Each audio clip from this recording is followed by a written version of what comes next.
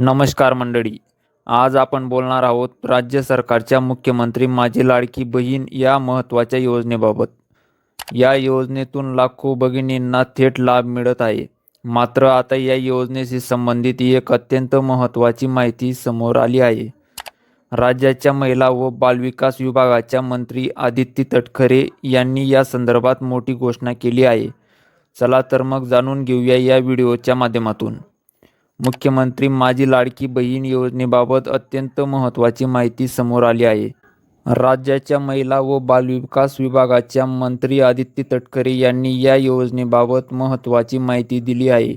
मुख्यमंत्री माझी लाडकी बहीण योजनेतील सर्व लाभार्थी भगिनींना आता ई-केवायसी करणं बंधनकारक करण्यात आलं आहे.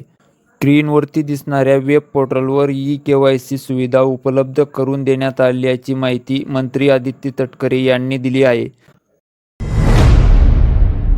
योजनेच्या सर्व लाभार्थी भगिनींनी आजपासून पुढील 2 महिन्याच्या आत सदर ई-केवायसी प्रक्रिया पूर्ण करावी अशी नम्र विनंती आदिती तटकरे यांनी केली आहे.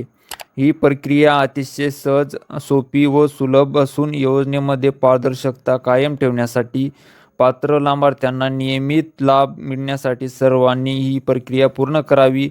ही प्रक्रिया आपल्याला भविष्यातील इतर शासकीय योजनांचा लाभ मिळवण्यासाठीही उपयुक्त ठरणार असल्याचे आदिती तटकरे यांनी सांगितले आहे.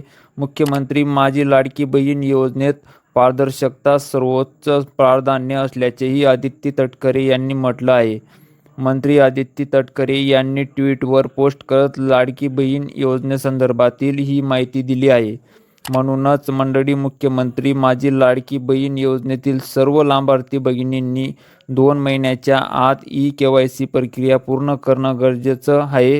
ही प्रक्रिया अत्यंत सोपी असून भविष्यातील शासकीय योजनांच्या लाभासाठीही उपयुक्त ठरणार आहे. पारदर्शकता राखणं, प्रत्येक पात्र लाभार्थ्यापर्यंत मदतीचा हात पोचावा, हाच या निर्णयामागचा मुख्य हेतू आहे. आपल्याला ही माहिती कशी वाटली कमेंट करून नक्की सांगा. अशाच महत्त्वाच्या अपडेट्ससाठी जोडलेले राहा आमच्यासोबत.